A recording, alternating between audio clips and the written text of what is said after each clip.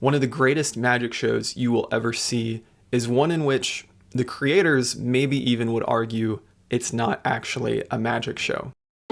It's actually hard to describe what this show is. And the reason I think this is one of the greatest magic specials of all time is not only due to the incredible tricks, the incredible narrative, the incredible performance, but also because instead of boosting the ego of the performer, I truly believe this show embodies compassion, vulnerability, extending empathy and value to your audience in a way that will inspire you to show yourself and others compassion too. Also, I will be spoiling things from this special, so if you don't want to have anything spoiled, you can stop the video now and go check it out yourself.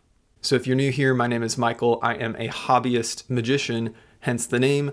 And so I share tricks, I teach tricks on this channel, and I also just try to inspire people to enjoy their hobbies, in my case, magic. I also have bonus tricks on my exclusive membership merch, and you can book me for magic shows if you're interested, but that's not what we're talking about today. Today, I just want to break down what went right with this magic special. Now, a friend of mine a few years ago, friend and coworker, actually told me about this show after I got to do just like an in-house show for coworkers at a staff kind of team building retreat. And so now that I've seen it, I consider it a huge compliment that my show at least made him, think of correlating this show, because that was one thing I tried to do with mine.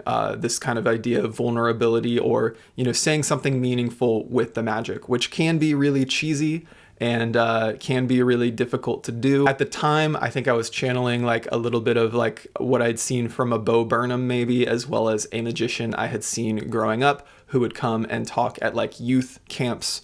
But I had actually never heard of it. And it's interesting when someone tells me about a magician that I haven't heard. It's not that I'm the most well-researched, but just the fact that I'd never heard of this magician and I'd never heard of this special stood out to me. So I hopped on Hulu, actually on, I think, the flight home from this trip, and I watched this magic special. You can still watch it on Hulu, and I highly recommend it. So there's your endorsement out of the way. I also just remembered I have a little Hulu thing you can use if you want. That's another affiliate link. It's again not why I'm sharing this. I've wanted to talk about this special for a long time, but I happen to have it through like Linktree gave it to me. So I guess I'll link you to my Linktree, which will link you to that if you want. I think it's like a 30 days free thing, and I'll like get a commission off of it somehow if you use it. So for what it's worth. But anyway, this is about the special.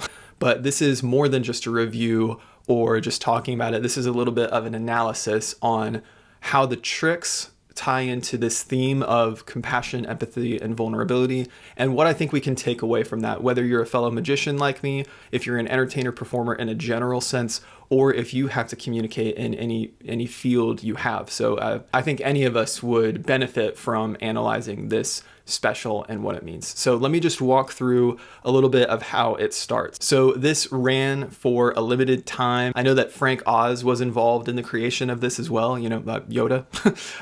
Stephen Colbert was involved in the process of making this as well. So there's names like backing this. Neil Patrick Harris, executive produced. But when the audience members walk in, immediately this kind of deeper idea of what this show is going to be about is already starting to be communicated, because when you walk in, your ticket that you'll then end up handing to the person at the usher at the front, you have to actually select from a wall. And the wall is a wall of identity cards. And these range from anything from like direct, like I'm a firefighter. If I walked in and I was a firefighter, I saw that, I might take that card. But there are also deeper ones that were maybe more somber and introspective, or more championing of like, I'm a fighter, or, I have overcome something. There were different ones like that, but also ones that were maybe more vulnerable in the sense of like being down on yourself and admitting like, I feel bad about myself in this way. And then there were things in the middle too of like silly stuff, some comical ones, and everyone walks in and they're, taking these tags and they're giving them to the ushers at the front. The usher will like rip a little stub similar to the ticket stub entrance system that we would be used to. So people have their own card, and then there's like a stack of cards being formed from the stubs of these identity cards. So already I can imagine if I was one of those participants, if I was the audience coming in, I'd be like, oh, I'm being asked to reflect on myself already before I see the magician, before I see the performer. before anything happens, I'm kind of already engaging in a little bit of this introspection. And it's not about Derek. It's not about him as the performer. It's about you as the audience member, which I found really fascinating. So Derek is doing some voiceover that then I think we cut to is like his kind of opening monologue. And this is the point at which I admit, I was like, is this going to be too downery? Is this going to be too self-serious and not earn it, right? Because that's the thing I always worry about. Like any creative act I've engaged in where I really want to say something. You know, I took writing classes in college. I was a communication major and a writing minor. I took semesters of poetry, fiction, and nonfiction writing. And in those classes, it was a lot about earning, right? Like, can you earn the earnest moment? And so for Derek to come right out and kind of be engaging in this story, this monologue, you're kind of wondering like, what are we getting ourselves into? Like, I admit, I was just kind of like, is this going to be mopey and just for the sake of being mopey and down, maybe style over substance? But no, it moves to, well, it creates a point. He tells the story of this person who is obsessed with winning Russian roulette. And every time he goes in and he's risking his life, he's coming out and winning. But it seems to be not about the money that he's winning in these high stakes Russian roulette games. It's about this obsession he has. Like maybe he doesn't want to live, or maybe he is more interested in the game, right? And so it's this kind of fascinating thing. And then it reveals behind him this back wall of 6 chambers representing 6 different movements he'll kind of move through, but it also is kind of a metaphor for the rounds of the chamber. And I think we also get like a click sound effect as though the revolver is rotating. And so we kind of get this clear picture that this is a crafted show. I mean, obviously it should be, but there's a lot of intent. And he takes a long time to do the magic. Now, I said at the top, if you watch interviews of Derek, and I believe it's either Colbert or Frank Oz talking about this, there is kind of this wrestling with whether they should call it a magic show. And I totally understand and validate their desire to maybe say it isn't a magic show, but that it is it's a performance piece.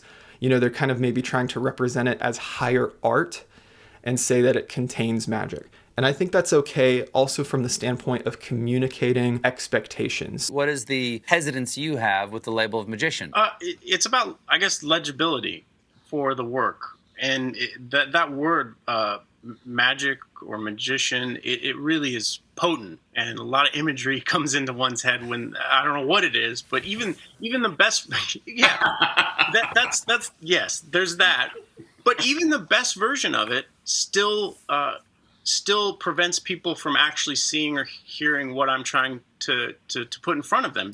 So in the world of performance art, entertainment, as well as, you know, fiction and poetry, all those things, whatever you classify something's genre as, the reason you do so is to create expectation. And so if I tell you something is a song, but it has no music, and I actually just read to you a poem, you know, I might be trying to challenge the barrier walls between genre, but you might be disappointed because I didn't deliver what you were expecting.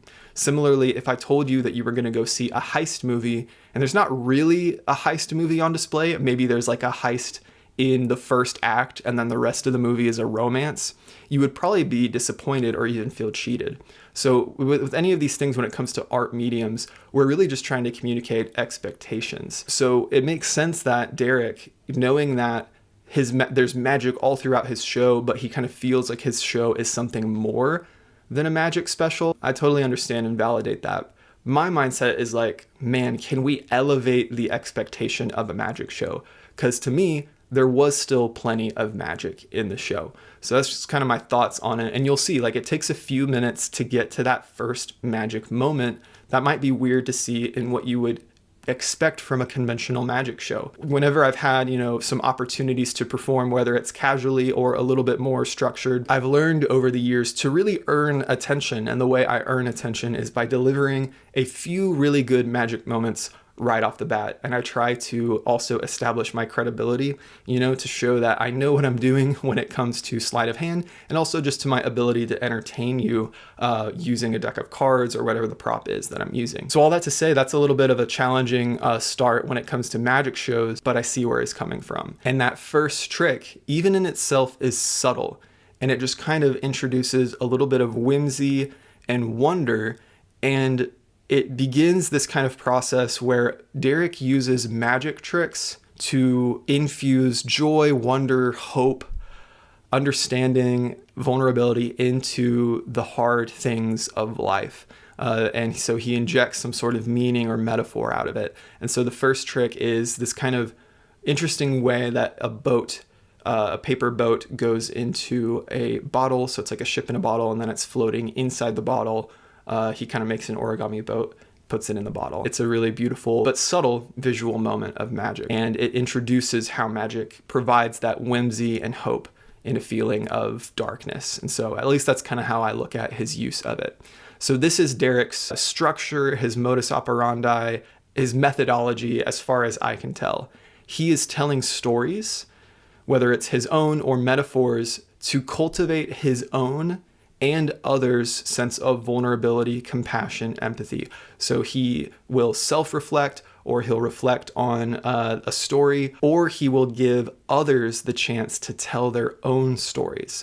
And so that's the other thing that I think is huge about this show. He's not only going to tell his own story, he's not only going to try to get your empathy, he's going to try to give the audience members plenty of moments, not just to shine as fellow performers, which is something that magic shows do, but actually to give them a chance to really be vulnerable.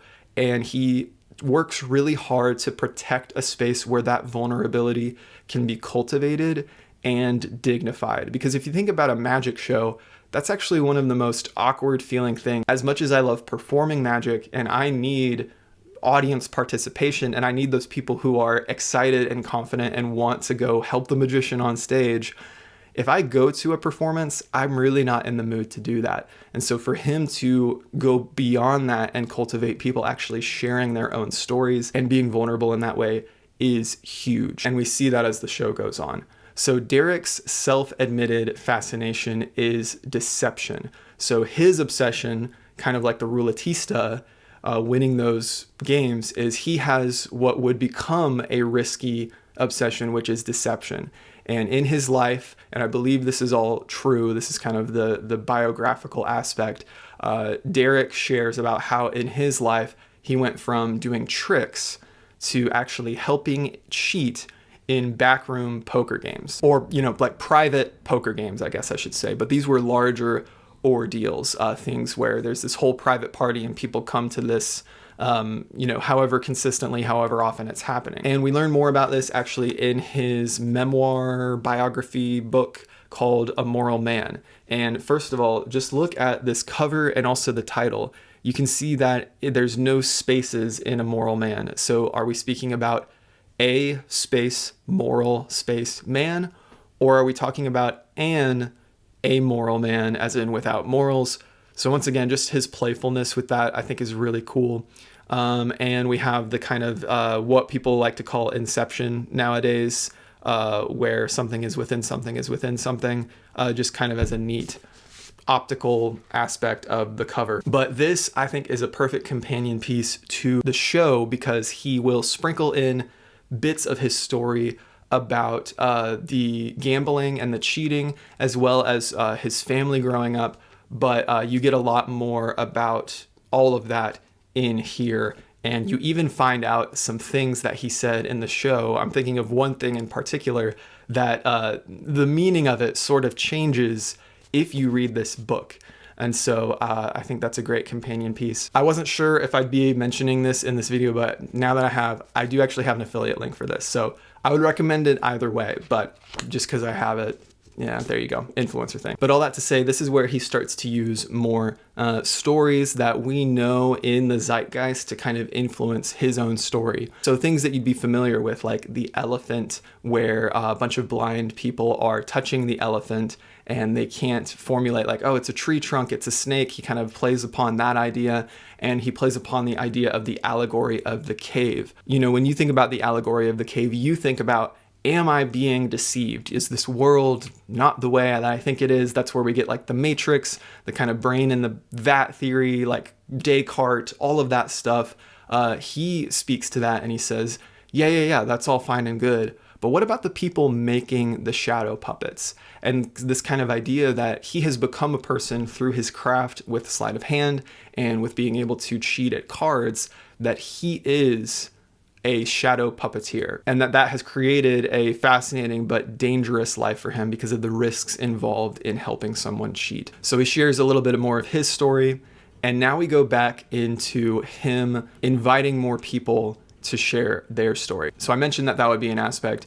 Here's the first big glimpse we get of it. He looks out at the audience and he says that he's gonna need someone to actually leave for the second half of the show. And there was someone who did that at the previous show, and this has just been a chain of events going on. And he explains, like, there's a book, and I want you to write what happens in the second half of the show. I think he specifically asks them what happens with the elephant, and I've kind of already revealed what he'll end up commenting on with the elephant, but it's this great moment because that person will leave with the book and try to conceptualize what the rest of the show is, but then the person before them actually gets to read out loud what they conceptualize the rest of the book to be. And then in the special, we get to see other pages of the book, and we get these really interesting infusions of what Derek's show meant for him and what he was trying to explore about life, infused with what these people are going through in their life and what they think it means,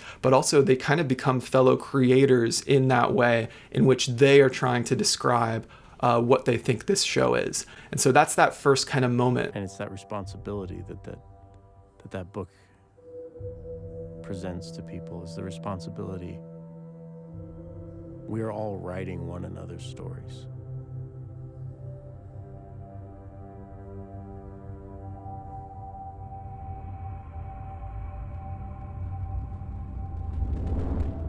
And that's a great crossover into more vulnerability from the audience, because it's not like, hey, spew your guts about your life right away.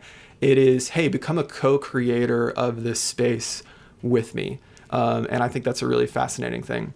The other thing, just at like a base magic theory level, is the element of surprise and intrigue. I'm convinced, based on like the works of Joshua Jay and the psychological studies he's actually done on the effects of magic psychologically on audience members, I think the central ingredient to magic is surprise. That is why I don't do the same tricks twice. You know, if I'm going to be showing the trick again to anyone, I'm going to have to mix it up in some way. It is very rare. You can do it sometimes, but it's very rare for me to allow you to see the same magic moment twice unless I have planned to do so. And if I have planned to do so, I'm usually escalating and twisting it in some way. Why is that? Why do we do that? The element of surprise is so critical to magic. And to me, that's actually dignifying to the observer. You know, like, you're actually smarter than you might think a magician thinks you are. And so we have to keep up with that intelligence in order to protect the wonder and that feeling of impossibility that comes up from a trick. But surprise is valuable even when it's not in the service of a magic moment happening. Surprise is valuable in all art forms. You know, you think about music. If you've seen the ads for Hans Zimmer, you know, him doing the soundtracks, his whole thing with music, and others as well talk about this, it's the idea of tension and release. You hit a note off the chord and your brain literally goes like, well, what's going on there? And then it resolves, okay? And so that's the play with magic and also just art forms in general, is this play between surprise and then also delivering on expectations, just like I was saying with genre. And that's what any new, like, interesting high concept movie does, right? Like Baby Driver it's a heist movie, but it's played to like these action soundtracks that the character's listening to in his ears. It's just like that little bit of intrigue. Inception was a heist movie, but in your brain. So for Derek to be doing a magic show, or perhaps something that is more than a magic show, for him to stop in the middle and say, hey, one of you who paid for a ticket, I need you to leave halfway through this, be willing to do that, and come back to another show. That is that curveball that you're not expecting. So by this point in the show, Derek has set a bit of a tone, and he's also invited the audience in a little bit to be co-creators and kind of create this more of a deeper feeling space than just a typical piece of entertainment or performance art. And at this point, he goes into what I think a normal or other magician would maybe do sooner in the show, which is he just shows his skill with cards, but even that is intentional. So he gets out a deck of cards and he talks about his start with sleight of hand, as I discussed, and how he was doing magic. And he even has a funny joke about like the headshot, you know, the classic headshot that magicians do, fanning a deck of cards. I mean, it took time to learn this, okay? So, you know, let us do it. I'm just kidding, I don't know. And so the cards are made more interesting by, yes, his technique, because he's very skilled with cards, and he shows throughout several kind of short routines how he is able to manipulate and control the cards, but it's also the story. It's his story. So now if you're tracing the structure of the show, he's given us a little bit, and then we give a little bit back with like the book. Then he gives us a little bit more. So we're diving into his backstory. His journey of cheating in the private games is also very intriguing, especially due to the risks and the personal risks involved. But I will say, despite all that, the card section is maybe the least interesting part of the show, because it probably looks like every other magic show you've seen, where we just start to see several card tricks in succession. Again, they are crazy and way more amazing than anything I could do. I'm growing in my gambling sleight of hand skill, but he's got some chops. Derek is definitely like someone to look to and learn from when it comes to really good sleight of hand technique. But as a card lover, I have to admit that this is maybe what you would point at as the lull in the show, because if you put card tricks in succession, especially ones that are insularly card focused, where it's cards interacting with cards. Again, from the Joshua J studies, he talked about how that can kind of blend together and become forgettable in people's minds. They will just remember it as card tricks. The thing that helps, though, which Derek then plays upon in an amazing way, is the introduction of a separate prop. If you can just introduce a separate prop, it like changes everything somehow. And so I've thought about this with a lot of my magic as well. How can I introduce just another prop into the mix? A pen, a dollar bill, a phone, whatever it might be. And so even though I love and I want to go back over the just kind of pure gambling sleight of hand that Derek represents, the part you're probably going to remember is the brick. So Derek, in kind of one of the peak vulnerability moments of his story, shares about an act of just hatred. Bullying is like a light term to call it, and just like a threat and fear and scare tactic that was used on him when someone threw a brick into his home window growing up. And he talks about how to anyone else, that's just a brick. But because of his story and what he shared about it, it changes, you know, what you see and what you think about when you see that brick. I don't need anyone to see all the things that make me what I am to know I'm more than just an elephant. I'm more than just one thing, because I'm not just defined by what you see. There really is just going to be some noise out on the road today. I tried to wait it out, but yeah. And then he infuses his magic back into the moment, once again introducing magic after we've gone to a valley in order to inspire this feeling of hope and wonder, and making beauty out of pain through what he does next. That's another thing he's been doing, is whenever he invites audience members, he's usually doing it with the name tags. So he'll invite a firefighter or whatever it may be. And again, that's breaking down those barriers, because that's a way we can identify with someone like, oh, that person's a firefighter. And so he invites them to think of, it's either one or two participants, think of a street in the area. And the corner of two streets, actually. So we kind of pinpoint this corner of two streets location, and then he gathers up all the cards he's been using and he covers the brick with those cards. Only the people in this room know anything about that brick right now, and to everyone else on the planet, that's just a brick.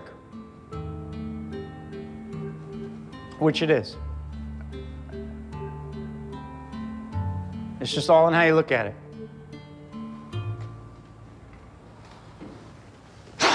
Makes the brick vanish. He knocks over the cards and the brick is completely gone.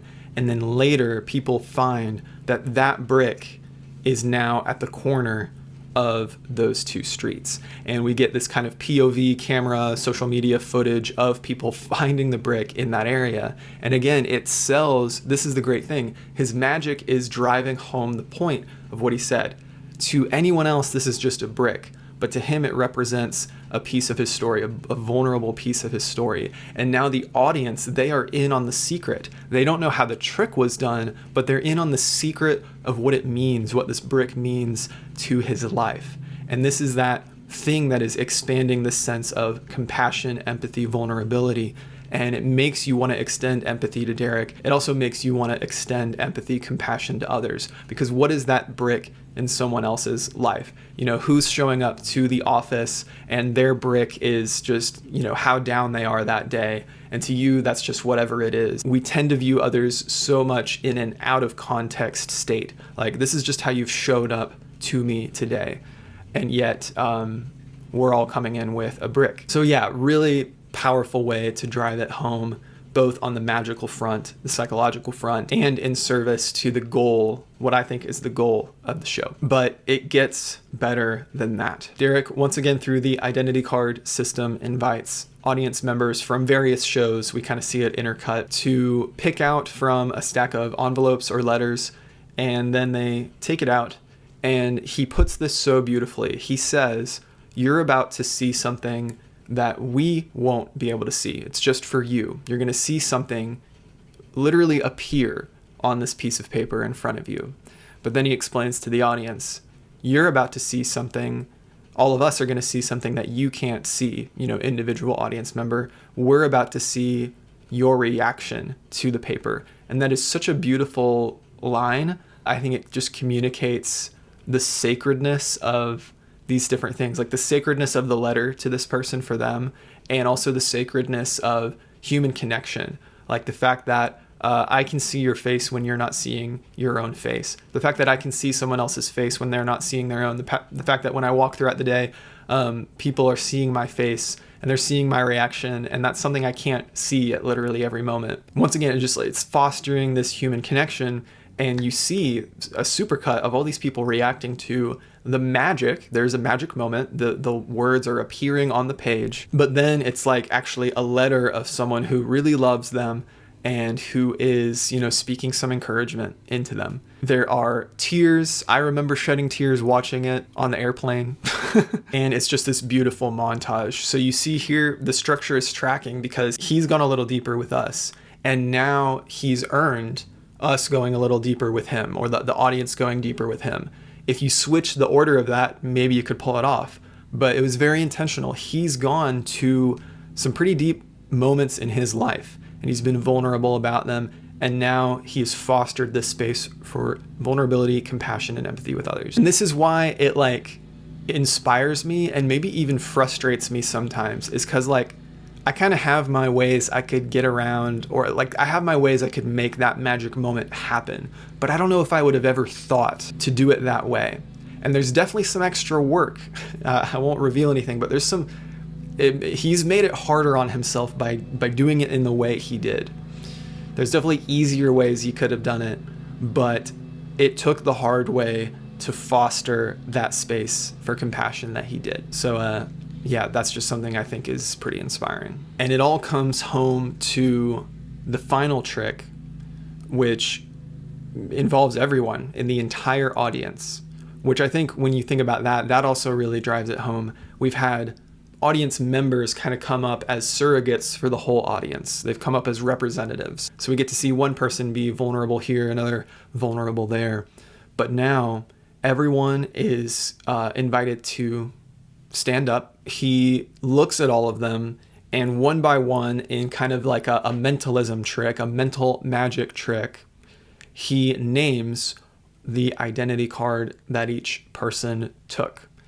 And it's a beautiful moment because now not only are you like, oh my gosh, he's going to name mine, but you're also hearing what everyone else chose for themselves. And there's such a mix of, you know, highs and lows, funny ones, and even some that are really just heartbreaking. There's enough options for you to not pick certain ones, but one that I know everybody remembers, and I looked at like YouTube comments of this scene, this part of the show. There's someone who says, I think the identity card title was Loser. I'm a loser. And it's the one out of all of them that Derek names for him because, you know, that's the identity card he chose, but he kind of looks in disagreement. Not in a way that's like putting him down, but of just like a way where Derek looks genuinely heartbroken that someone chose this card. And he still names it for him because that's what they chose, but he expresses that like he doesn't think that he has to call himself that. And like, what? That's so amazing for a magic show.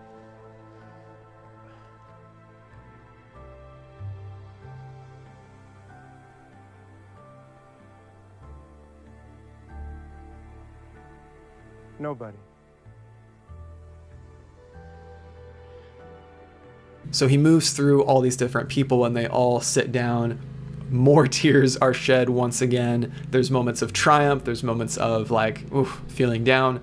And everyone is named. And then he turns it back on himself and he names himself the Roulettista, bringing back that theming all back together. Once again, I've seen versions of that where it's like, oh yeah, I'm gonna, guess things in the audience. Cool, man. But he makes it about identity. And what is this identity you have chosen for yourself? And is that true, or does that match up? Or what are the painful things from your life that you are channeling into selecting that identity for yourself? So is it a magic show? I talked about this at the beginning.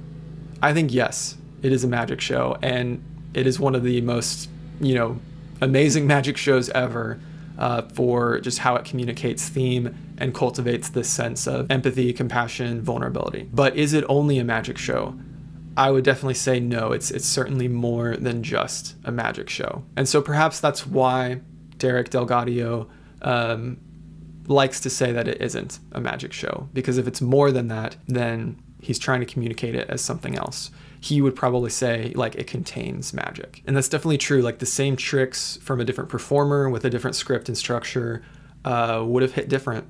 They could have been silly, they could have been shallow, they could have been different. And that's another thing I want to say is like, we don't have to elevate every magic show to be like this. We need silly birthday kids shows. We need comedy magic shows. We need grand illusion shows. We need mentalist shows. We need these various forms of entertainment because they are entertainment. And so just in the same way that, the Sound of Music can be on a Broadway stage, but also, maybe a more comedic play can be, that level of flexibility is afforded to magic as well. But I think Derek has done a great service to magic by showing how it can be a medium for much more than only some of those things. And that is worth discussing because maybe some magicians would say that that weakens the magic of it. If you go on magic forums, places where magicians have conversations, there's a lot of theory around the fact and the idea that the magic comes first. If it's a magic show, don't dilute it in the sense that, people kind of criticize Marvel movies for this idea. Like, if you have this moment that you've earned where the team comes together or it's a heart-to-heart conversation, don't undercut it with a joke because you don't have the confidence to stick the landing. In the same way, is it worth letting magic speak for itself?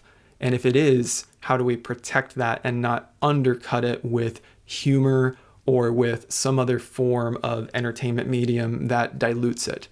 And so I do think that's worth exploring. The reason I think Derek pulls off the magic so well is that even though there could have been more magic moments infused, more rapidly, every magic trick in this show, I feel, for the most part, is like an exclamation point to the theme or the story or the communication, to the point where it would feel incomplete without those things.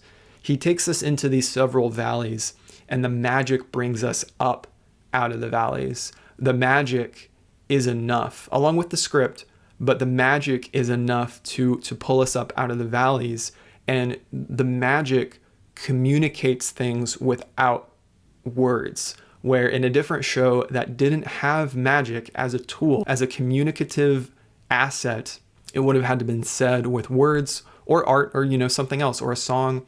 And that's what the diverse methods of art and communication offer us, is that Derek is able to make a brick mean so much more. He's able to make cards mean so much more. And he's able to make your ticket to entry at a show mean so much more. So to me, it is a masterpiece, both when it comes to a magic show and when it comes to just performance art in general. And it shows me and all of us who do stuff like this, even if it's just at an enjoyment level, that we can give people more than maybe even what is expected out of art, especially right now when it comes to AI and the conversations around it, and wherever you stand on it when it comes to art. As much as the sort of theory of death of the author has value, we still see the artist in the art. And death of the author, what I'm speaking to is the idea that we can separate art from the artist, so that, you know,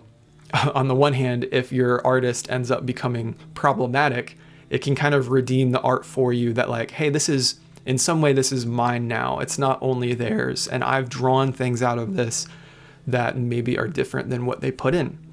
But it's also still true that like someone made this piece of art.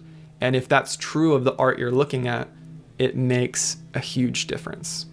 It makes a huge difference. And the difference that Derek here made was to inspire something that I think is the best thing you can inspire, this idea of looking at another person and seeing their personhood. And that's true of you too. You are a person, you have a story, and you have something you walk into work every day with that everyone else sees, and it's just a brick. But it is so much more. And so we need more art like this from human beings that cultivates eyes to look up at other people, and look them in the eye and see them for who they are, or at least try to. So keep living out your story, and know that I genuinely hope for the best when it comes to whatever bricks you've had thrown at you, and that some magic can be made out of them too. And if we do well in this whole life thing, maybe we inspire some whimsy and hope into others' stories as well. So yeah, let me know if these sort of deeper dive analysis videos are interesting to you, because I could talk about stuff like this all day, but it does take a bit more time. And so just want to know if it's interesting for you guys. Let me know. That would be genuinely helpful. If you watched all the way, thank you very much. You can check out Magic merch. You can check out my membership if you like learning tricks, stuff like that. You can book me for a show if I'm in your area or on Zoom. But until next time, keep enjoying your magic if that's what you're into, or your hobbies in general if you're into something else. Stay a hobbyist at heart. That means drawing joy out of those things. Life is short.